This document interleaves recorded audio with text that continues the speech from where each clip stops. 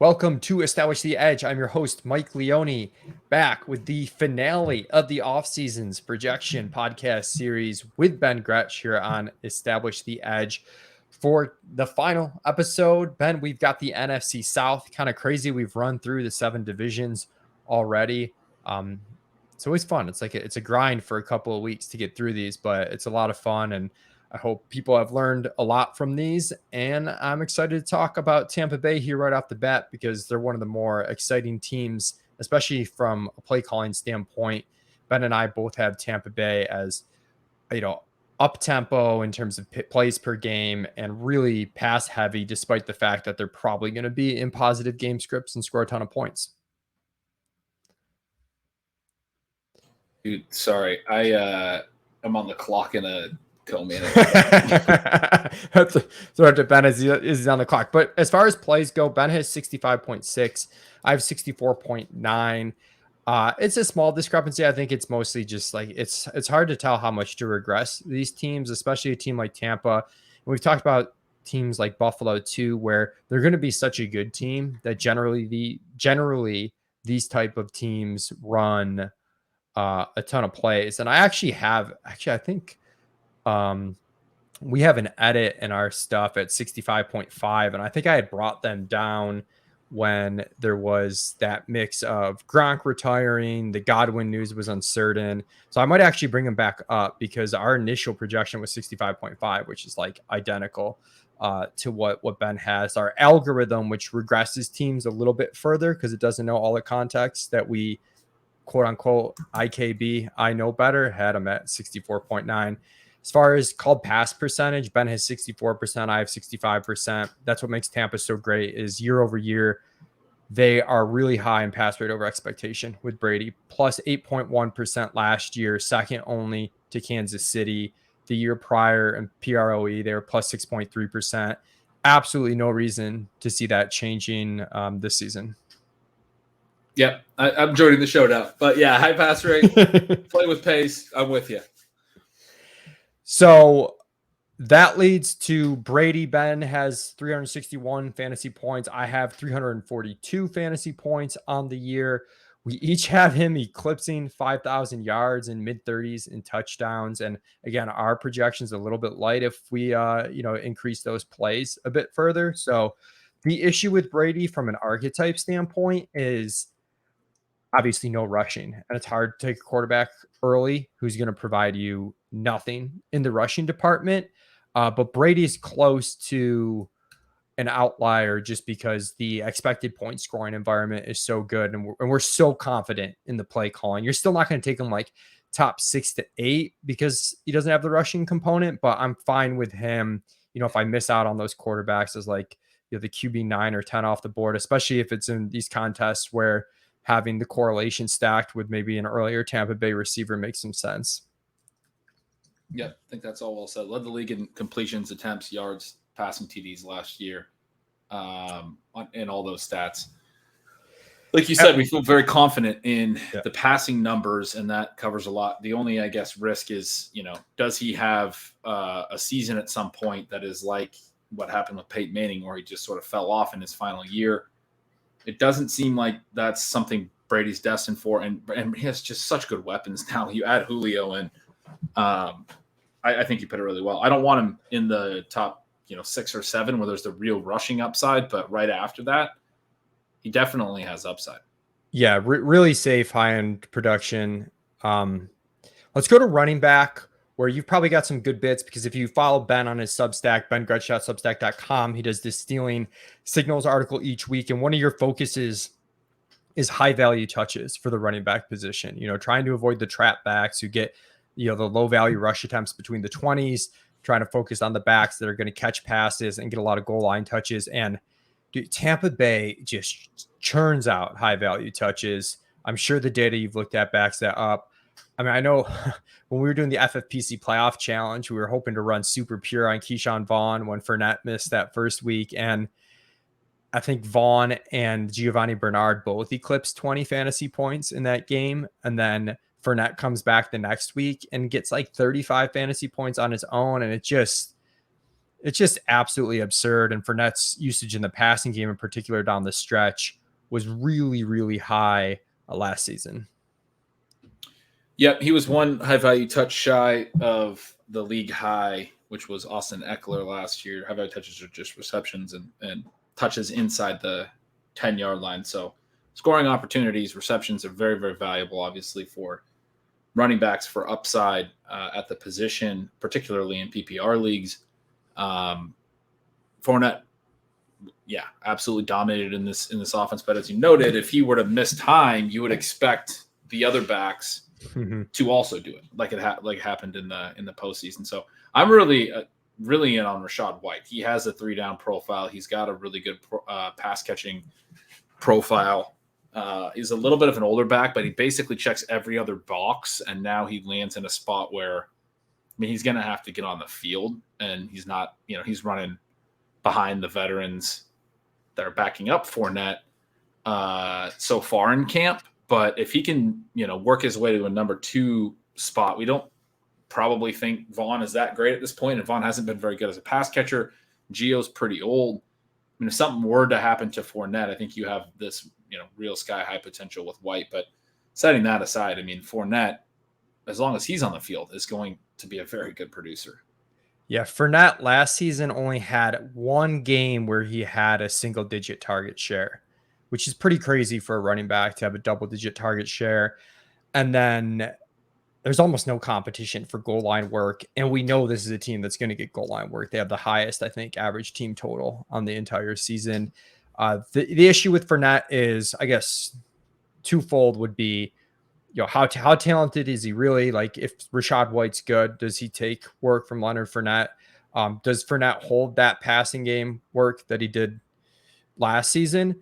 I think personally, a lot of that's risks kind of baked into his cost at the 2-3 turn, where I know like Pat Corain, our buddy, wrote a really good article last year about backs having to have a certain amount of upside to be worth an early pick. And like sometimes a lot of stuff in between is noisy. To me, Fournette, if it breaks right, does have the upside just because the high value touches. The skill concern is what has me not drafting him like at the 1-2 turn, but the 2-3 turn where he's going now, I think he's okay. And I'm 100% in line with you on White too, though. White's been one of our favorite targets at ETR. I think, he's really just got such a potential to be a league winner if he can step in, if something happens to Fournette, because like whoever it is just going to score fantasy points. Like it's impossible for this backfield to not score fantasy points. Yeah. And if it's not White, I mean, it's a good note to keep an eye on for even like early season waivers. If White doesn't have, a strong August, that, Keyshawn Vaughn should be rostered at that point. This is a backfield we want to roster. I think 3 or maybe even 4 backs should be rostered in most leagues of depth. Maybe shallower leagues. That's not accurate, but we can't always pick the backup correctly, but you can identify the half of the EV equation. That's like, what do we get when we're right? Which, you and Dink always talk about in DFS. What we get is a backfield that generates a ton of high value touches, like we've said it several times now. Yeah. And then going to wide receiver, Mike Evans, the ADP has been a ride for him. When the offseason first started, I was like, man, Mike Evans in round 3, like this is typically not the type of wide receiver I target, but that's amazing.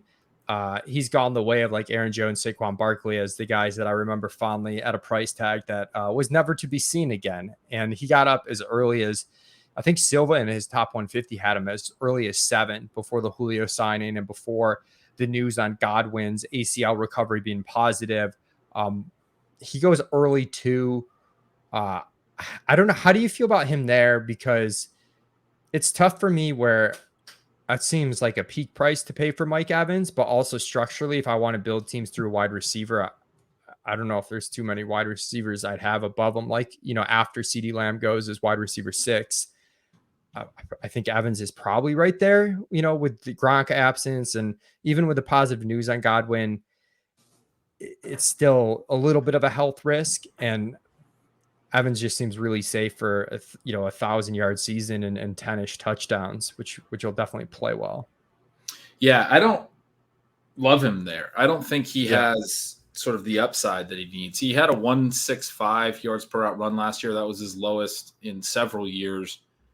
His targets per route run, particularly, were down to 17.5%, which is like pretty like average wide receiver 2 stuff, even sort of below average. There's a ton of volume in this offense, but that was a decline from 19.3% the prior year, and then the several years prior to that, he was in up above 20. They've had a lot of targets, and so some of the targets per route run stuff comes down to who are the other 4 guys that are the eligible receivers on a given play. They've had other good players, but Godwin saw a nice bump last year. Somebody was mentioning to me some of that's probably related to they threw a lot of like quick hitters to Godwin throughout the season last year. It might have been you, Leone, who mentioned that to me at one point this offseason. But Godwin's targets per route run jumped 3 percentage points from 2020 to 2021. And so I would have said, and have said earlier in the offseason, if Godwin was healthy, I would have been talking about Godwin being the one who's entering his prime or in his prime, Evans sort of exiting, not like too dissimilar from like, Justin Jefferson and Adam Thielen, not as big of a gap in age, but sort of similar in that regard, where I would have been a lot higher on Godwin than Evans. What we have is all offseason where we didn't know that Godwin was going to necessarily be healthy, but we started to get positive reports. And now we've added Julio Jones, who, by the way, had a targets per run very similar to Evans. A lot of his numbers looked very similar to Evans. I mean, I think you can make a case that Julio Jones, even though he's quite a bit older than Evans, isn't much different of a player than Evans at this stage of his career. No, stop it. Get out of here. If you look at their numbers, I mean, Julio Jones had a higher targets per run last year, had the exact same yards per target. He ran quite a few. We got to give some credit for the raw total stats and staying out on the field, though. We're still booking. There'll be 27 touchdowns over 2 seasons. Under Brady. Sure. There's definitely a high TD right here. We both have him projected for about 9 receiving TDs. I think Evans is good. I think with the addition of Julio and the positive stuff on Godwin, I mean, I already thought Godwin was, whenever he came back, was likely to be the one you wanted down the stretch, which doesn't necessarily mean I was buying Godwin at his price all offseason. Had a hard time with Evans' price kind of all offseason if Godwin is the one that's sort of ascending as I was just laying out. Yeah, I think Evans for me is more like I'm indifferent in the price tag. I'm pretty indifferent. I do think for him and Godwin, we generally have Godwin projecting a little bit better when they're both at full strength. The thing with Godwin is, again, you mentioned like the quick hitters. He gets more of the easy targets. I could see him having a higher target share than Mike Evans. You mentioned the targets per route run stuff. Evans has the higher TD upside, but it's also this weird scenario where like we're already baking in Evans scoring more touchdowns. So if like Godwin were to run well in touchdowns, then like there's almost more growth to his projection from a fantasy point total perspective than Evans, just because like Evans can only score so many touchdowns and we're already assuming him to score a lot. Whereas Godwin, we're a little bit lower. If Godwin was healthy, who would you take? Like, let's just say no ACL. Who would you take higher? I think I'd take Godwin. I think it'd be like a coin flip. I've been like 5-6 turn Godwin all off season has just been my jam. Especially now where like the price tag's risen a little, but people are still shying away. We don't necessarily think the positive news, which is that he was cleared to practice and didn't start on PUP. We don't necessarily think that means that he's going to play right away week 1. But it's a good sign that he's not going to miss like 6 weeks, which is when you get in trouble. If he misses 3 weeks, gets worked back a couple, and then fucking slays the final 10, 11 weeks, like he's a round 2 guy, right? Like I think Evans is a round 2 guy. Just like I agree think with that your point scenario about is the a upside. problem. That scenario is a problem for Evans in my mind. Evans in round 2. I think Evans looks more like a round 3 guy with some of the targets per route run decline and some of that stuff, or a round 4 guy, maybe even. Yeah, I do. I mean, some of this also like goes back to why we really like some of the wide receivers in round 1, which is like, hey, round 2, I think you can find some backs that have as much, maybe a little bit more risk, but as much pure ceiling as any of the non-CMC, maybe non-JT backs out there. Whereas I do think there's like a pretty clear separation after the top 4 or 5, maybe top 6 wide receivers. So I like getting the wide receiver first. And then if I get into a weird spot where I'm like, I don't know if I want to take T Higgins or Mike Evans quite this early, you can gamble on Saquon or possibly So Fournette. yeah, and one of the things you're saying is you really like sort of all of the passing weapons in this offense, right? Like you're saying that maybe both Evans and Godwin could be second round picks if Godwin were fully healthy, or if we knew he'd be back really quick and fully healthy, maybe just a couple weeks into the year. So where does that put you on Julio? Where does that put you on Gage? It looks like you're a little higher on Gage still than me. I kind of feel like Gage should be like a double-digit round pick because I'm getting more optimistic in Godwin coming back and Julio playing a big role, and I just feel like Gage is not good enough to compete with those three guys for targets. Yeah, Gage had some really good numbers, strong numbers last year. I thought, he produced pretty well in an offense that was pretty dire. He also didn't have a ton of target competition because it was basically just him and Kyle Pitts out there after Ridley was gone for the season. So it's hard to completely parse out talent versus he just, they didn't have a choice. But overall, I was impressed with Gage last offseason. I'm thinking Julio is someone that they use like pretty sparingly, especially in the regular season. That's a subjective feel thing. So we have Gage. Right. We have Gage ahead of Julio, and there are like some outs for Gage, which is like Godwin misses a couple weeks, and they play it coy with Julio. I agree he's a double-digit round pick. I would take Gage ahead of Julio. I actually see a little bit more upside with Gage, where if something happens to Evans or Godwin, I think Gage could play a ton of snaps, whereas I think they'll probably manage Julio regardless. But again, purely a guess, and possibly we're being a little too harsh on Julio. You have 78 targets for Julio. We have 70. And then the big gap is we have 89 targets for Russell Gage. You have 68. So basically half of that is to Julio, and then the other half is just a little bit more concentration on Godwin and Evans.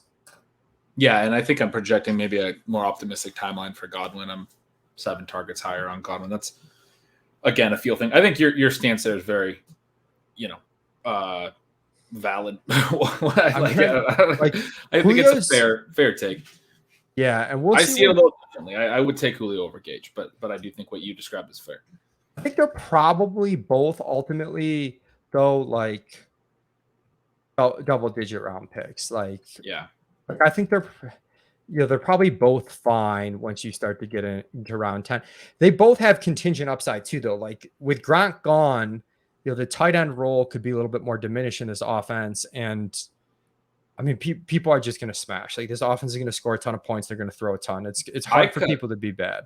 I cut the tight end targets quite a bit, and it looks like I'm still lapping you in tight end targets. So I cut them a lot. Cut them a lot, yeah. And that's interesting for sure.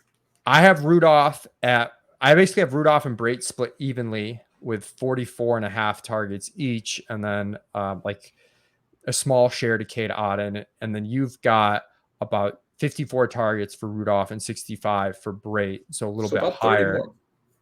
Yeah, I'm looking at it. Let me look at last season right now. Just total up the position for Tampa Bay. So 168 is what I have in my spreadsheet. Yeah, so I have Gronk 13%, and this is of all team targets, so it doesn't like dock him for games missed. Brate 8%. Yeah, I have it at 23. Howard 3%. So that's up to about 24. So yeah, 24%. So 24%. Whereas this season, obviously not projecting that number. I'm projecting about 19.5. So I'm cutting it down. You're probably projecting what, 16 or 17? Yeah, we got like 18%. I do have like a couple 2 points to Gronk still. Yeah. like a very low token share but so that's cutting it down from 27% to 18%. So that's a huge cut back. And that also plays into like whether Gage has value, like depending on what sets they run or not. The weeks that Gronk was out, I'm looking now. So Gronk missed weeks 4 through 7. So Brate's average target share 4 through 7 was 9%. And OJ Howard that week, those over that span was like 8.7%. So it was about 18% the weeks that Gronk was out. So we're probably a little bit light, but I do think it could come down pretty meaningfully. Yeah, makes sense. I don't think any of the tight ends are worth drafting because I think they're going to be split and just extremely touchdown dependent. Yeah, I mean, maybe in deep tight end premium, but I'm with you. Okay, let's go to New Orleans. I've got 63 plays. I bumped that up from 62 and a half. Just I know they were so slow paced last year. I'm not sure what they're going to be this year. You have 62.2. I have 63. We're both projecting below average.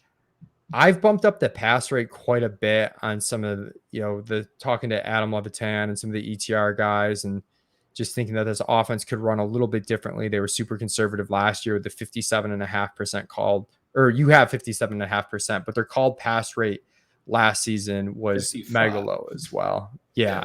55%, -6% in PROE. With some of these moves that they've signaled, signing Jarvis Landry, they get Michael Thomas back, they draft Chris Olave, thinking they open it up a little bit more, but man, I've still got I like that. James. I have not. This is the last team I did in all my projections, and I was like, so my point being, I was like, what? I'm trying to figure out the Saints right now. I'm kind of done, but it's a complicated one to figure out, right? Like a lot of guesswork. A lot of guesswork. I like that take though. They added a lot of wide receiver talent for sure. I am looking at Jameis's rushing attempts though, and I think we're there. We have 44.5. You have 72, and he was more he had 32 in 7 games with them last year. So we're probably a little bit light on the rushing side of things, which is playing into our pretty negative Jameis overall. I think he's going way too early regardless though. Even if we fix that, I drafted Jameis on a stream with Colin Kelly of Rotoviz. We did an underdog team, and it was we got him a full round after ADP stacked, and it's that was sort of my limit. I don't know why he goes that much earlier than some of these other like Mac Jones, Baker Mayfield, Goff group. To me, he's just in that same group. I don't know how you feel about Jameis. I think he'd have to be really efficient to be worth drafting 3 rounds earlier than those guys. I'm kind of out on him. I mean, they've added a lot of weapons. I've never been a huge fan of him, just sort of overall as a player, I guess. And I think there's probably at least some uncertainty that he plays all 16 games or all 17 games.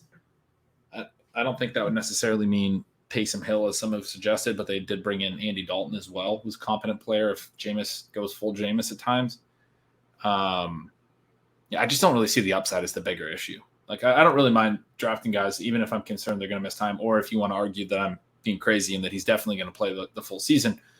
I just, like you were describing, I got them as pretty run heavy already. I think you make a valid point, they could be a little pass heavier, but it doesn't add a lot of rushing. I don't really see huge TD rates here. Thomas and Landry are not guys who have run huge TD rates. They're underneath options. There's not a lot of depth in their weapons. They had one of the worst receiving corps in the league last year. So Marcus Callaway and Traquan Smith and those guys that are going to rotate in some are not going to provide a ton. Tight end position, not great. I don't think Adam Trautman is anything special. It's not, I don't know. I guess I don't see the upside. Yeah, I feel this way about a lot of the Saints offense. The one exception is Alvin Kamara, who conservatively right now with baking in just a touch of suspension risk and a little bit of risk with some of these added receivers, that maybe the target share for Kamara falls down, but it was still nearly 19% last season. So I have 74 targets. You have 86. I have 187 rush attempts. You have 226. Even with our much more conservative projection, he's been an absolute smash in our rankings in the 3rd round. I think you gotta continue smashing that. There's not too many other backs that have the target upside and thus the overall fantasy upside that Alvin Kamara offers once you get out of the first round and a half or so. Yeah, he comes in my projections at RB7, just a couple 2.3 points out of my top 5. I mean, you look at his target rate over his career. Even last year, they were very run heavy, so he didn't have as many raw targets, but his target rate was still incredibly high. It was down a little, still very, very high. They do have a lot more receiving weapons. There is some potential that some of those targets shift over to these short area targets that they have. Michael Thomas being back, Jarvis Landry on the team. Alvin Kamara is still going to get, one of the best running back target shares. It used to be 20% every year. I think it was 18 last year. I think I'm projecting him for significantly less. I'm projecting him down to 16. I mean, that would be, I'm pretty sure, a career low for him. I don't know if I went all the way back to his rookie year, but that got him to 86 targets, right? And I was run heavier than you guys. I mean, if he's even at like a 13% target share, he's going to catch a lot of balls, and especially if you guys are right on the pass rate. And then you talk about, he's had impressive TD numbers in the past. The efficiency last year was a little bit of a concern, dealt with some injury stuff, and maybe he wasn't always healthy. It is a little bit of a question of, is he, past his best years in terms of the ability to produce really efficient lines, but just the volume itself from a projection standpoint, he's going to look way better than where he's going. Mark Ingram, the backup to Kamara, I think I took him really late in the Scott Fishbowl draft, like round 20 or so, which at that point, the Kamara suspension was, it's still some uncertainty, but it seems like the news is that it would probably happen next year, not this year, just given the way like court proceedings and stuff are going. Like, I don't know a whole ton of the legal stuff, but it just sounds like it's possible this year nothing happens, and then next year would be more of a concern. And I really kind of only want Ingram if Kamara is going to miss time. And even then, I'm like, he's just old and dusty. I'm just not convinced that it would necessarily be him. But it was him last year because, I don't know, Sean Payton loves him. No Sean Payton this year, though. They did bring in Malcolm Brown, I believe, and they have Tony Jones still there. Just really not much in the way of backup running back talent right now. Yeah, it's kind of hard to figure out who their backup running backs are going to be. They have Tony Jones. They have this UDFA, right? Abram Smith, Malcolm Brown, Dwayne Washington is still there. Tony Jones wasn't very good last year, but he got some work, so I'm projecting him for some work, and you guys are as well. I didn't put Malcolm Brown in, but probably is like, he's the most notable name. I have no idea who else is going to play on their team. This is where I want like Dearness Johnson to get traded. Oh, yeah. Like if Mark Ingram's dust, and he averaged like, I think it was like 3.5 yards per carry for them down the stretch. They like him, and they leaned on him a lot. But if Ingram's not really producing, there's probably room in this backfield for a good between the tackles number 2 back that's better than Ingram and can beat out Ingram potentially. But if Ingram's playing, he looks good too. He got a lot of target volume from them. There's a lot of familiarity with the system, and stepped right in last year and averaged a solid, I don't have the number in front of me, but a solid rate of targets per game in his Saints games last year. Obviously played part of the season with Houston.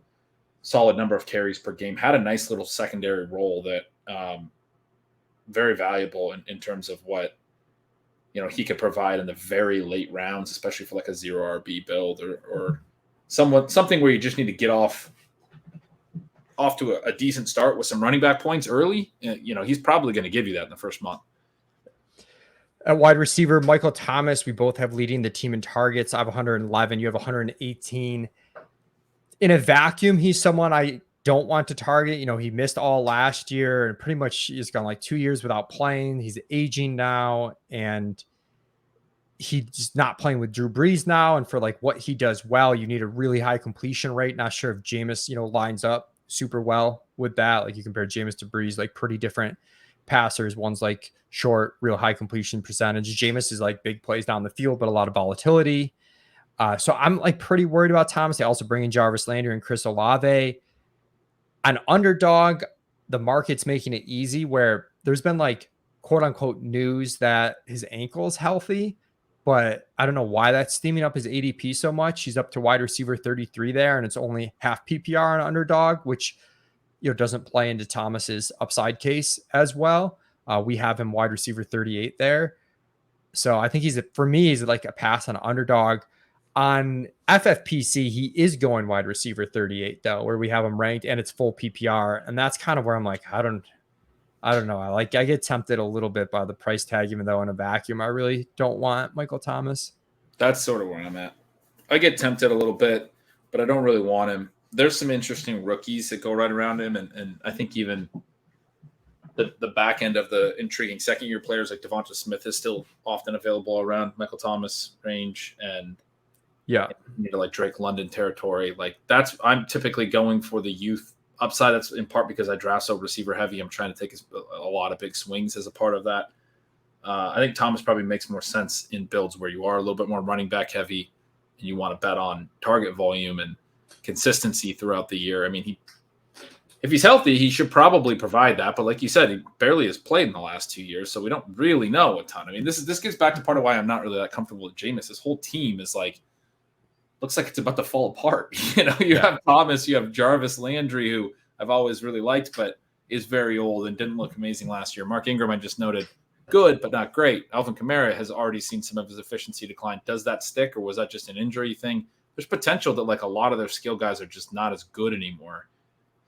And I really like your point though about kind of the structure of your team, and you want to maximize Thomas's usefulness, which is in theory a high weekly target floor, which if you need an every week starter at that point in the draft, which you and I quite often don't, he makes a little bit more sense.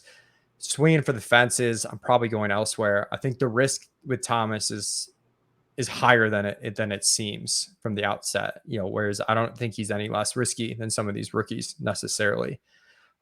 As far as his teammates, we were on Jarvis Landry when he was a free agent, and a lesson to be learned, if you have these free agent wide receivers, they're pretty good gambles early in the offseason. If you look at both Jarvis Landry and Julio Jones, you're getting an average of 5 rounds of closing value between these two players, maybe more. So even if you got some Will Fuller, and let's say he doesn't sign, 2 out of 3, as Meatloaf said, 2 out of 3 ain't bad. So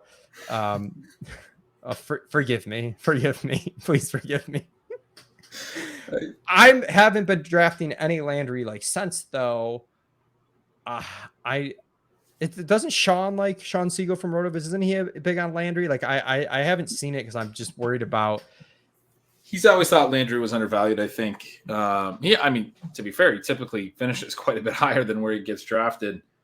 We did see some skill decline last year with Thomas back.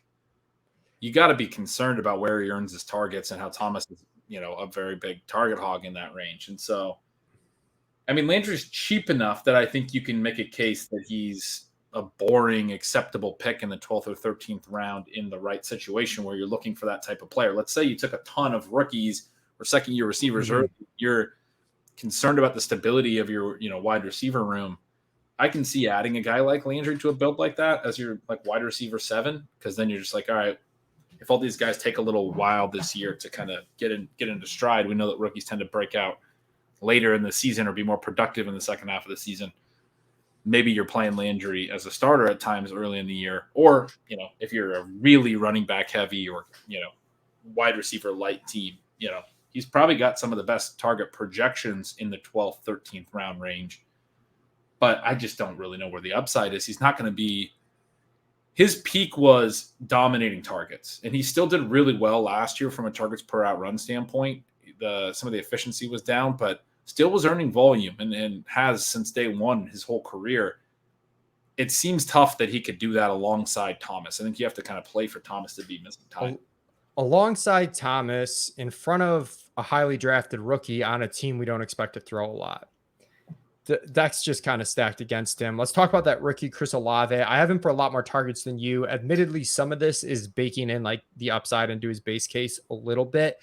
Olave is going very early. I'm generally ahead of the market on a lot of the rookies. Olave has been one that I haven't gotten too much of yet. I found better values in, I prefer Sky Moore straight up to Olave, and their ADPs are kind of flipped.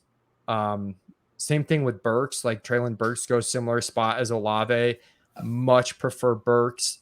So I prefer Garrett Wilson as well, who goes after him. So Olave is Wilson goes way after him. Yeah. Olave is one of the rookies that I don't get a lot of. When they were at Ohio State together, Garrett Wilson's targets per out run gained every year. Olave's kind of fell off, and he was a 4-year player. He was a year older than Wilson, who was an early declare. And in these last couple of seasons, as Jackson Smith-Njigba, who's still at OSU, came on and was this other third great receiver for them, as Jackson Smith and Jigba and Garrett Wilson's target rate per route was rising, Olave's has fallen a little bit. Seems to me like maybe more of a number 2 at the next level, or an ancillary piece, not really a target dominant player. I think he's going to fit in right away and have a good, rookie season as sort of the field stretcher and do some things in the shallow area probably too. But, you have Thomas and Landry probably eating up a lot of volume, and Kamara. Olave should probably lead their downfield looks by quite a bit and could make a real impact there. But I just don't see like a super impactful rookie season for him. And I don't think he was as good of a prospect as a guy like Wilson, who's arguably in a worse spot, but I wouldn't say a horribly worse spot with the Jets than the Saints. No, I mean, in some ways it's bad. I mean, I guess with Jameis, like, you're going to get some DGAF downfield targets. Like, his receivers have had a high yards per target, and Olave's basically the only guy of the starting 3 that can do that. But yeah, the Jets are a team that could throw more frequently than New Orleans, and there's less target competition. You don't have one of the highest target share running backs in the NFL. You don't have a hog like Michael Thomas. There's room for him and Elijah Moore. So I'm with you. I think like our ADP unadjusted ranks have Garrett Wilson slightly ahead of Olave. When we bake in the ADP on FFPC, we do have Olave slightly ahead, but you're like likely not getting him because we have him 3 or 4 spots behind his wide receiver ADP, and Garrett Wilson 3 to 4 spots ahead of his wide receiver ADP. So we're aligned on the Olave take. I don't think there's anything as far as depth wide receivers for New Orleans. Traquan and Marquez. I just learned today that Deontay Harris last year, he had some big plays last year. It was pretty good. Changed his name this offseason to Deontay Harty, Harty. Oh, maybe that's why when I typed in Deontay Harris, my projection came up and yours did not, because that's not his name anymore. That's not his name anymore. Fair enough. Harty. Yeah, there he is. Yeah, look at that. Yeah, I'm not really sure, but the depth there, I don't think any of those guys really matter.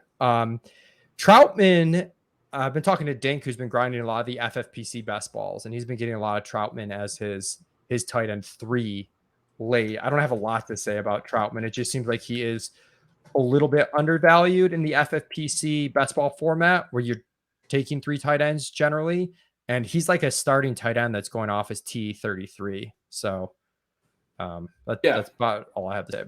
That's about all that probably needs to be said. He's not going to put a huge line, but in tight end premium, at his cost, like you said, he's going off a 10 and 33. He's not going to be a huge target earner or anything, and wasn't even last year when there wasn't anything for competition. Now they have competition, like kind of a lot now, guys that are good target earners. So, but at the same time, like he's going to run routes. He's going to be out there. So let's go to Carolina. We both have them regressing a little bit in terms of pace. Last year, they ran over 65 plays per game, which is pretty high. I have them at 64.1. You have 63.8. So a little bit above league average, but pretty close to the league average. And then pass rate, you have 61.5%. I have 61.7%. So we're pretty aligned with them. That's what they had last season. Some concerns, I guess, that they run the ball a little bit more this year. But ultimately, like their PROE last year was negative, and their game script is probably going to force them to be an average to above average team in terms of pass rate. Yeah, that's how I'm looking at it. The game script, I still have them as a slightly negative in PROE, but looking at their Vegas win total and that expected pass rate based on the win total that I've referenced a few times throughout the series, if you put them to negative 1%, which I have, they still come out to 61.5% called pass, which is what I have them at. You have them at 61.7. We're based on a 6-win team. We're basically saying they are a little bit run heavy, but yet they're still going to throw plenty. Their average spread, if you look at like the books have spreads for each week of the year, their average spread is plus 5.6, which is one of the larger average spreads in the NFL, which just another way of looking at the win total that Ben references and projecting that game script out somewhat. So Baker, I think, a stackable second or third quarterback in best ball, probably about it. I do think that he can have a better season than people give him credit for. He was, he flashed a lot as a rookie. He had spurts. He was really bad last year after he hurt his shoulder. Hate to like make too many excuses. I think that matters more though in terms of like excitement for the upside of the receivers potentially than it does for Baker's fantasy value. Yeah, I think that's well said. Christian McCaffrey, Ben, talk to us about CMC. We've alluded to him at other points of the podcast. Is he the RB1 for you? Is he the 101? How do you feel about CMC? I mean, early in the offseason, there was a lot of confidence that Jonathan Taylor was the 101 to the extent that I remember seeing a lot of tweets that were like, who is your 102 since we have a clear 101? And I wrote over in my newsletter a piece about CMC potentially being the 101. And the big argument, I mean, even last year, he played only 7 games. He left too early, 30% and 36% snap shares in both. He had 49% in his return from the first injury. So a couple games with a lot lower snap shares. If you look at those other 5 games, he was still averaging just a ridiculous scoring rate. I think he had like maybe 4 of them were over 25 points. It was sort of the same elite CMC. His target rate was actually the highest it's ever been. It was like insane. His targets per out run were through the roof. Very small sample, but like usually when we're fading a running back because of injury, it's either like very serious concern for re-injury risk. Maybe people have that concern, or it's that we've also seen some skills decline, maybe sort of associated with it, or I guess that's maybe not associated with the injury, but just with age in general. There's not any skill decline on CMC. Like when he's been on the field and played a full game, he's still shown that same upside these last few years. In those 5 games, his per game fantasy points per game was down a little bit, but also his touchdown rate was down a little bit. It's a very small sample control for the touchdowns at all. And you'll see that like he was still the exact same guy basically. And there's nobody that can score like him, but the way that he catches passes, he's an incredible receiver. So when he's actually healthy, I mean, the big thing for me is even in those 5 games, controlling for the 2 that he played fewer than 40% of the snaps, I think his average snap share was 71%. So people have talked about he's probably not going to be a 100% snap share guy anymore. But even in, it was 72%. I'm pulling up the notes here in those 5 games. And he still averaged 23.6 points per game at that average snap rate of 72%. So even if he's a 70% snap rate player, like 23.6 points per game in PPR is better than Jonathan Taylor did last year. It's elite. And that was despite only scoring 2 touchdowns in those games, in those 5 games, which is way lower than his typical touchdown rate. So, I remember taking, I think it was a game against Arizona, and everyone was afraid to play him in DFS, and he scored like 28 DraftKings points, and like I think he had a touchdown overturned. He went out of bounds inside the 5. Like, yeah, if he had run better on touchdowns, just would have just been an absolutely absurd, per game number from a fantasy perspective. So for me, like I'm taking CMC 101. His scoring, the if he stays healthy, what is his range of outcomes? Like his median from what he's done so far in his career is higher than almost every other running back's ceiling. Like maybe JT can get there. That sounds insane. That is like, if you look at his pass scoring distribution, like that's, I think, pretty close to factual. It's insane.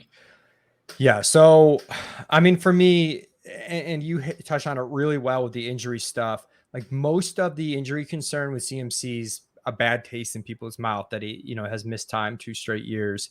It's not, and it's possible that he's an injury prone player, but there's not a specific serious injury or skill decline. So yeah, I'm taking 101 because I think the upside, right.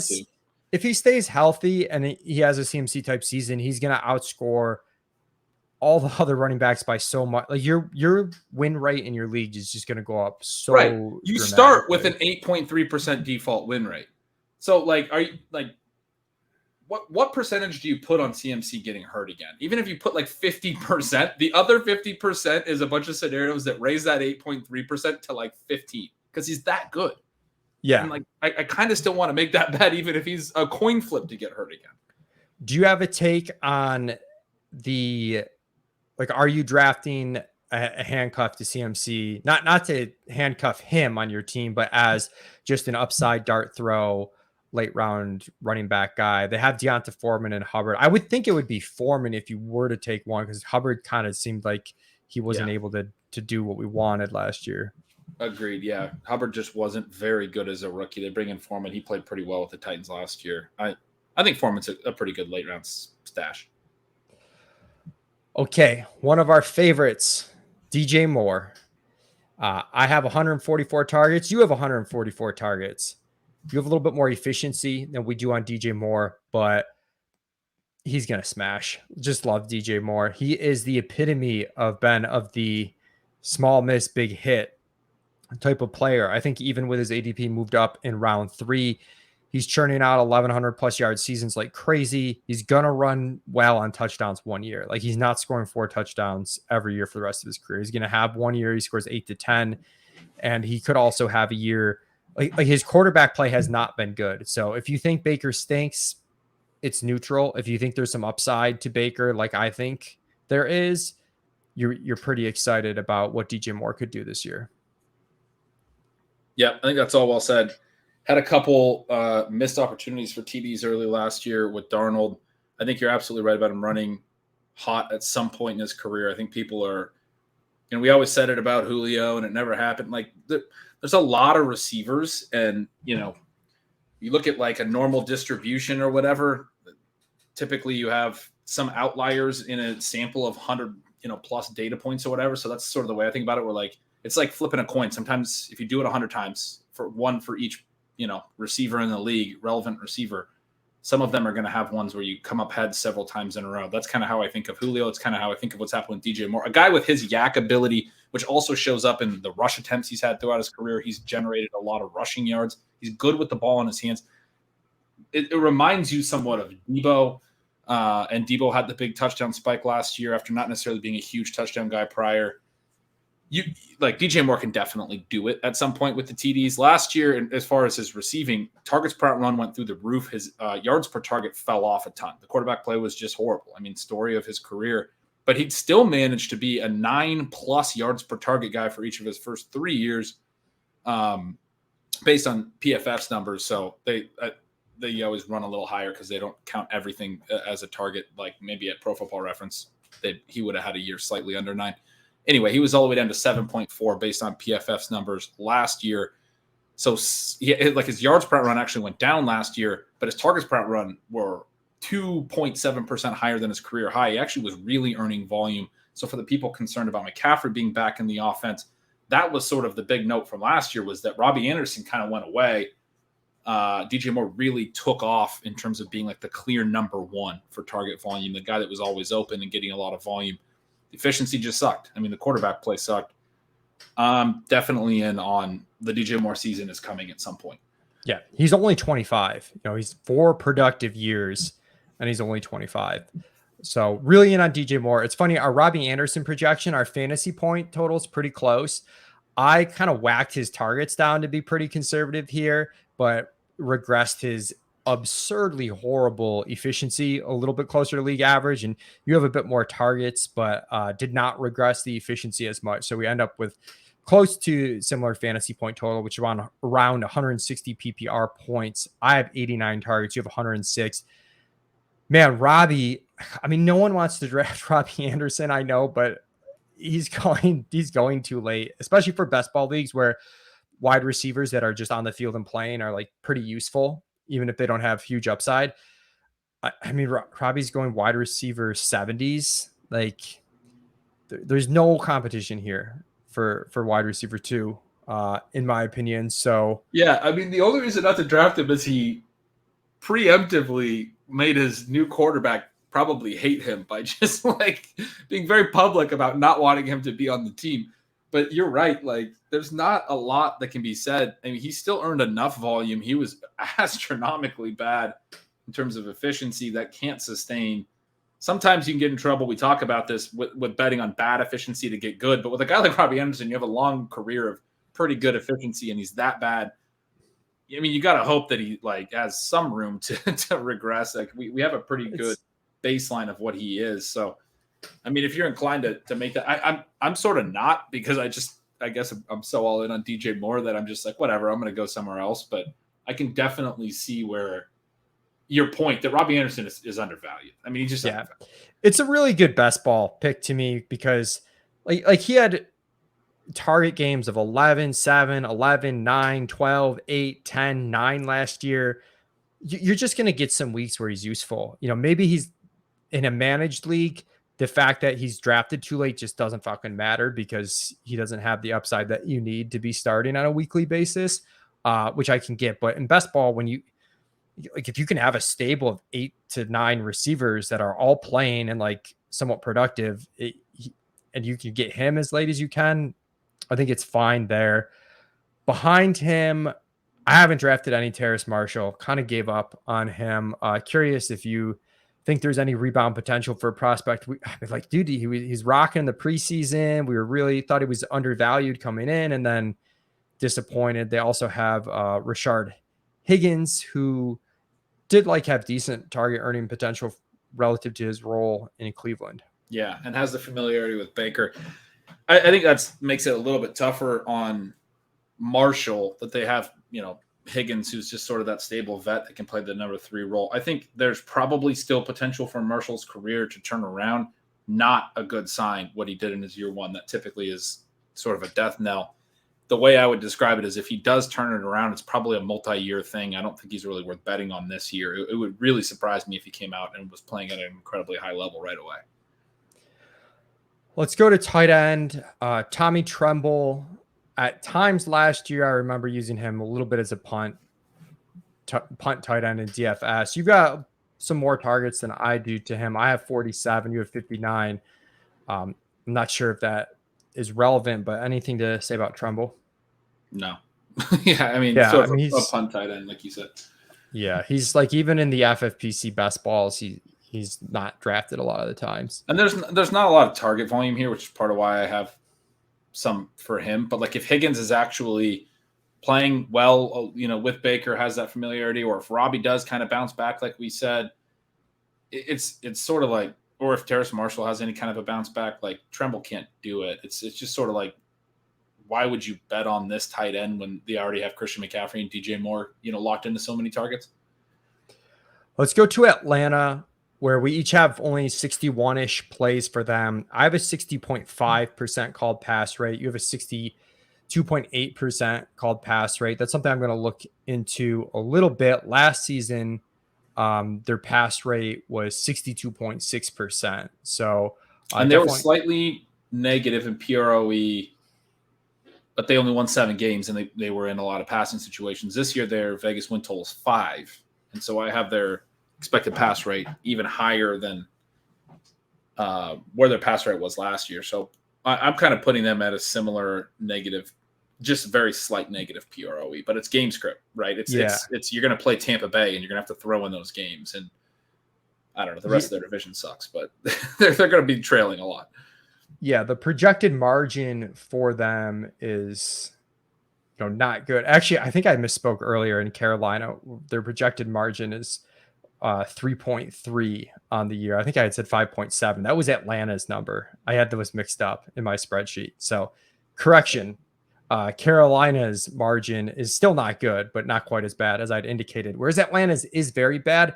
The reason I don't have the pass rate higher, and I might move it closer to your number, when you go from Matt Ryan at quarterback to Mariota and Ritter, I'm worried that they're going to call the game even more conservatively, even though the game script's going to be so bad. And if you listen to me, I do kind of share the same anecdotes over. And another one that I will share, just because I was so tilted that I have to continuously tilt this. But week 1 in DFS last year, Ben, I had my Atlanta Philly stacks. I was ready to rock and roll. Atlanta playing down in the 4th quarter. And they were running 3rd and long draw plays to Mike Davis. So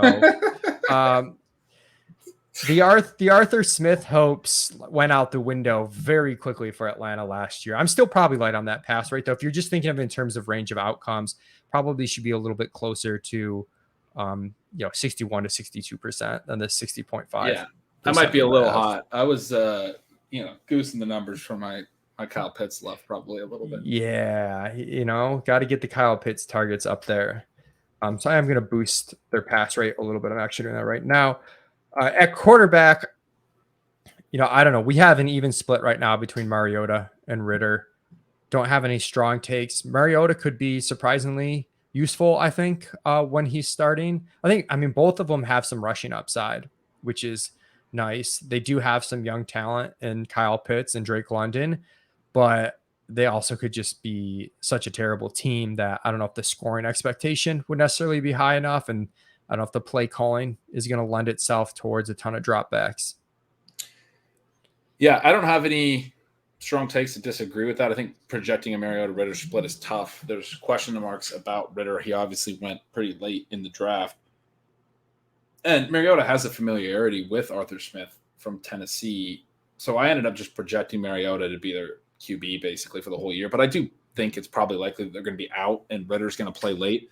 I'll say that, as you note, with their rushing, with his rushing ability, I mean, if you're playing in like a super flex league or even just a 1 QB league where you wind up finding yourself going pretty late QB, I guess I don't hate the idea of waiting till the very end and just taking Mariota and starting him early until it's kind of like you've made this case with Tyrod in past years where it's like he's probably going to be fine when he's playing. He's going to scramble a little bit. They are kind of a slow-paced team, but he has some weapons.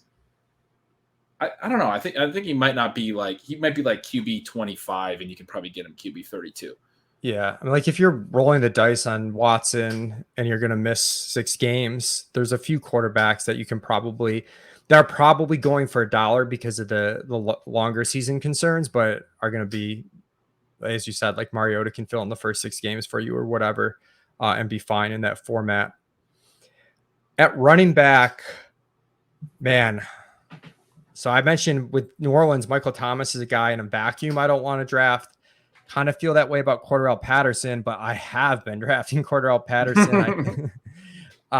It's tough for me to come up with like a more conservative projection than I have. I have more rush attempts than you, but less targets. Ironically, we spit out to the decimal 188.6 PPR fantasy points. I always have to point that out because it's just like insane that happens. That's crazy.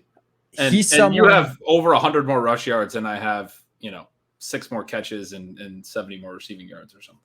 Yeah, I think just the lack of offensive skill players and talent, like he's going to have to play. Like I know he's not your prototypical back. He's older. He ran pure on some stuff last year, but we're not talking about a dead zone running back. We're talking about a guy that's going 112 on underdog. He's going 101.5 on FFPC. Yeah, if I'm drafting really wide receiver heavy early, like I'm pretty happy to get Cordell Patterson in rounds 9 and like around 9 or 10 and being able to just plug him in at running back for a little bit.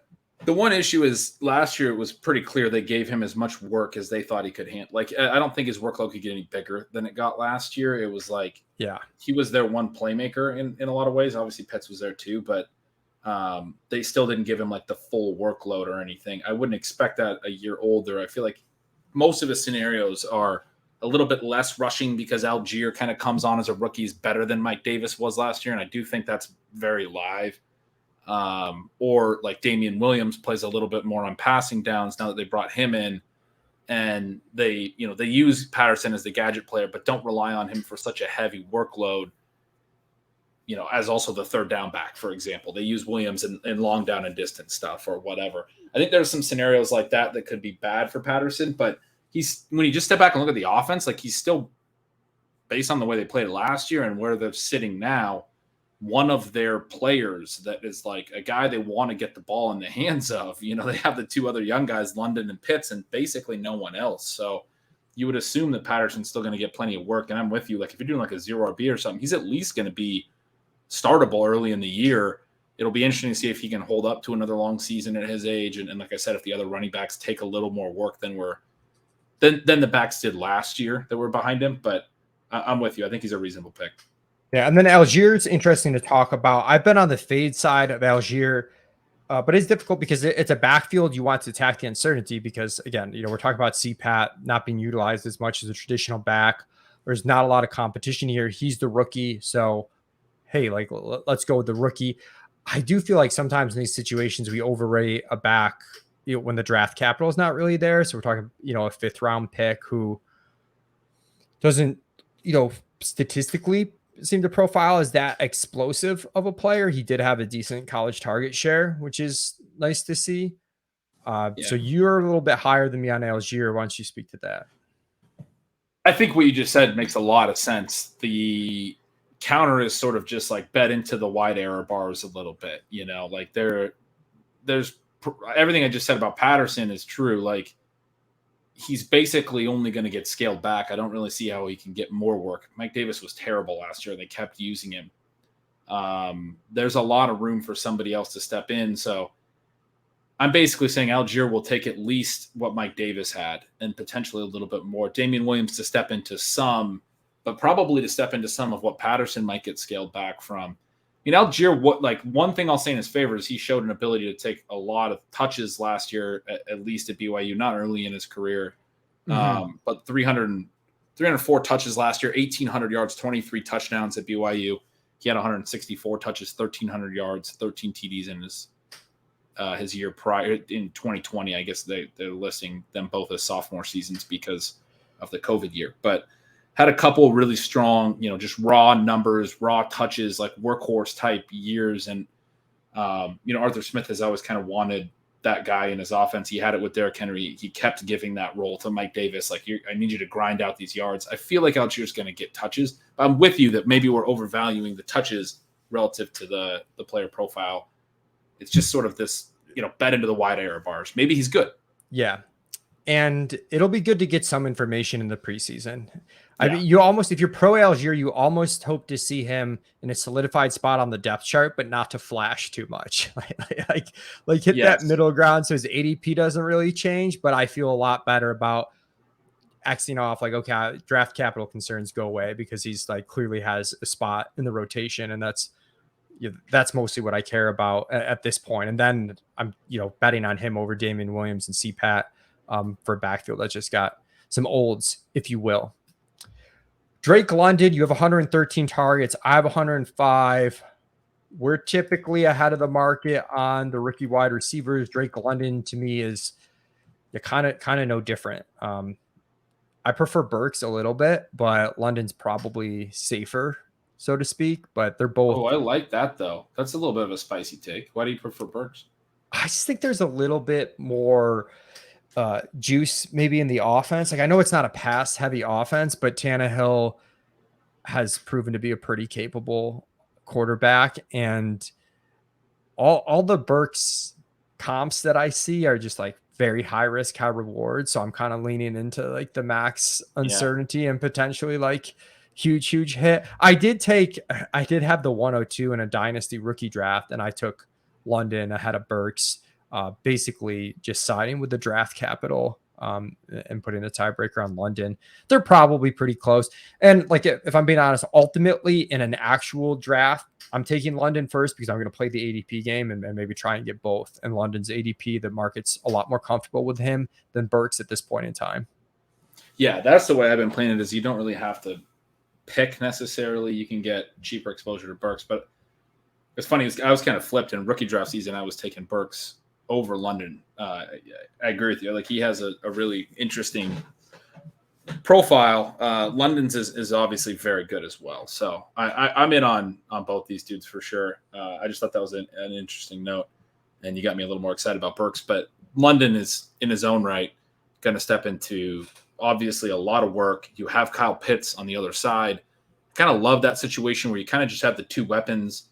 One's going to at least help draw some attention, but there's not like anyone else in this offense that has done a good job of drawing targets per route in their career. I mean, they brought in Bryan Edwards. They have Olamide Zaccheaus. They have Auden Tate they brought over. They got a bunch of these dudes that, some people are fans of, and potentially they have a little bit of, latent upside, but they haven't shown anything yet. And probably this passing game is going to be largely just London and Pitts, but they're both going to help each other a little bit, and that teams can't key on either of them.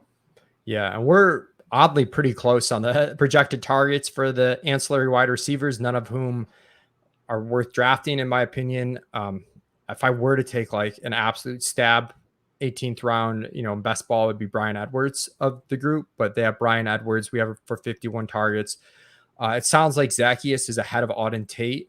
I know Auden Tate has turned in kind of a fan favorite, but it just all the reports seem to be that he's behind Zacchaeus and he got Edwards. a really cheap contract as well, Tate, to come in. It wasn't like, we brought him in to play him. It was like $1 million 1 year, something like that.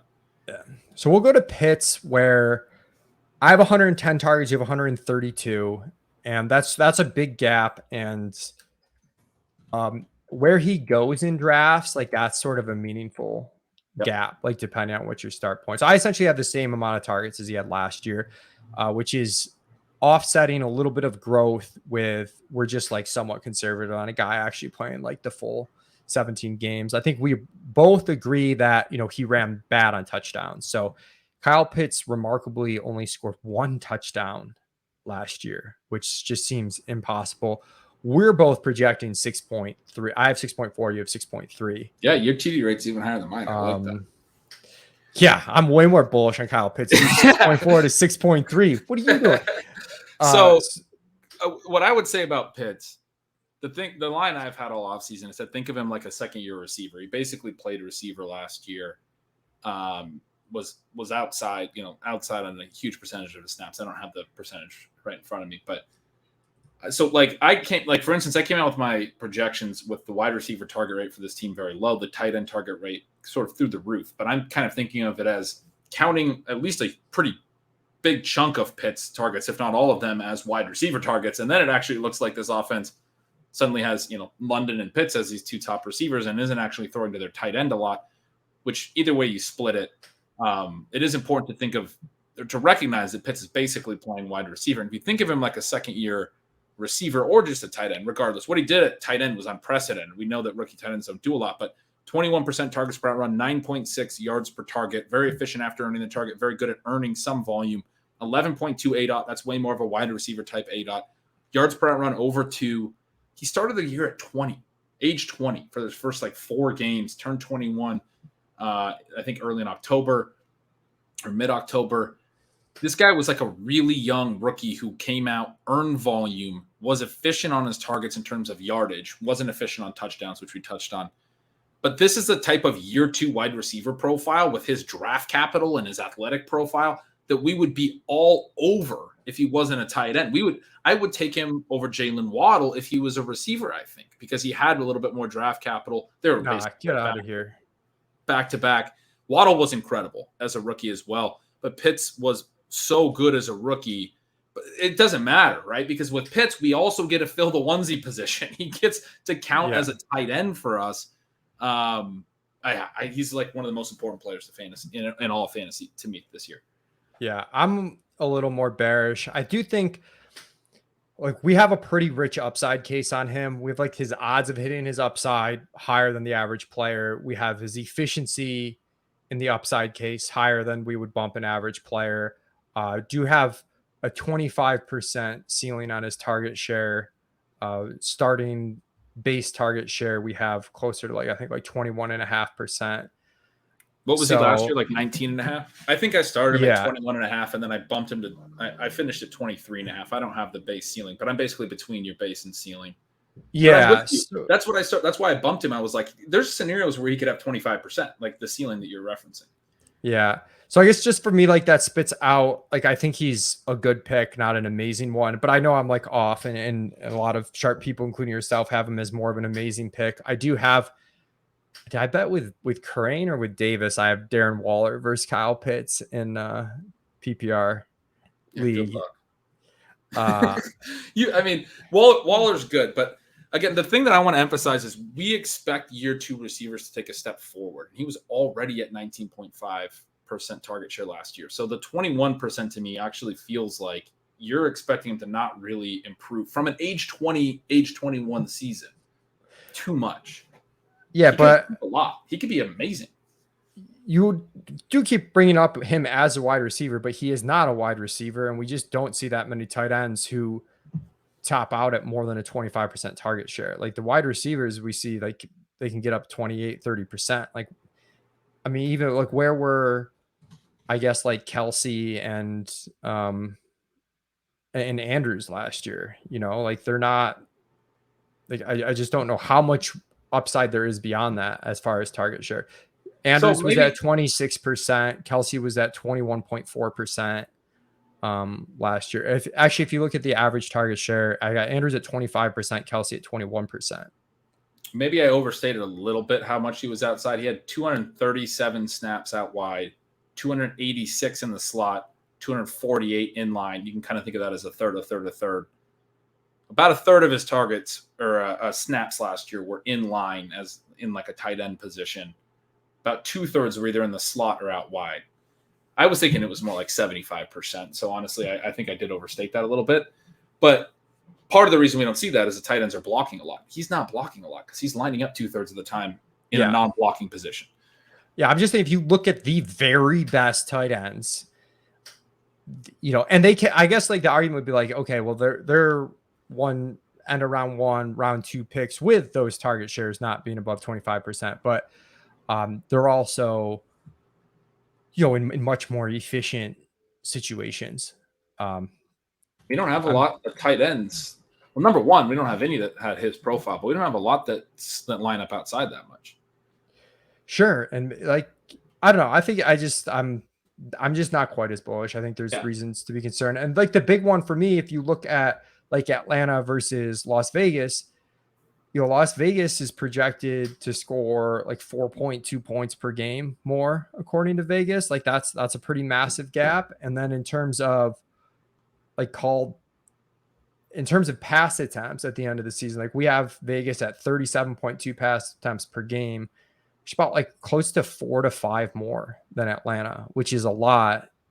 So that's where I end up with Waller ahead of Pitts, which is fucking boring, I know. And Pitts for sure has the higher like 95 percentile. Right. That's ceiling. it. In a projection, maybe it makes sense, but I think the 95th percentile ceiling type stuff is what I'm excited about. The guy that I like to think through and compare him to is Andrews, because they're both in probably lower volume offenses. And the question is, how high can a target share kind of get? Andrews has already shown he can be at the 25% range, but if Pitts gets there, I mean, he can be better than Andrews, frankly. He could be Can he be that much better than what Andrews has done?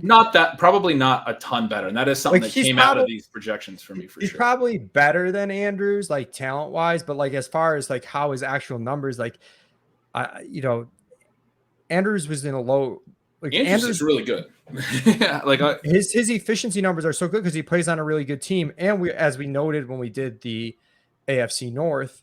Like Baltimore actually threw a decent bit last year too. So it was like he had a good combination last year. He was fine, 2 years ago too, when they didn't throw a lot. But that's just my his ADP is like a little bit, I mean, you got to be pretty confident you're taking him middle of third round in non-tight end premium. I'm just not sure if I'm there. That's fair. But I was going to say Andrews I have projected for 25.5% targets. And when we did that team, you mentioned part of the reason I bumped Pitts. You mentioned to me when we did that team, these lower volume offenses that have running quarterbacks, how I had said before that we can sometimes see concentration. Remember that? Don't use my words against me. We can see concentration of targets. No, I do. Why can't Pitts be in a lower volume, quarterback mobile offense? Why can't he be a 25% guy like Andrews? And that's why I wound up at 23.5. He'll be a really fun dude to watch this year, Kyle Pitts. It's going to be fun. Yeah. I hate being the guy that's not in on Kyle Pitts. I wouldn't say I'm not out on Kyle Pitts, but I'm not in on him. And that is boring. It's the cross I have to bear, Ben, just being the boring old guy. I do think, Andrews what a way to wrap up the series with me being a Kyle Pitts wet blanket.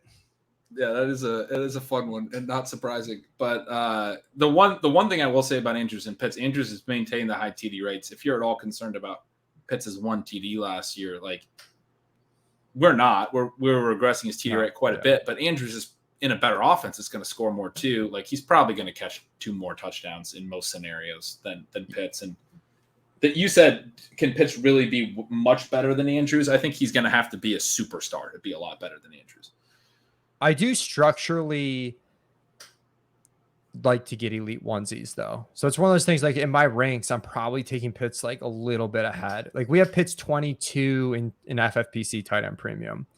We have Darren Waller one spot behind 23. Part of that's because we're baking in ADP. Like our unadjusted ranks have Waller ahead, but hashtag respect the market. We have Pitts ahead one, and like a couple guys ahead of them, like a couple backs where it's like, they might make it back to me in round 3, or like Mike Evans, we have like ahead, but as we discussed with the ceiling case on him, like I'd probably take Pitts ahead of him.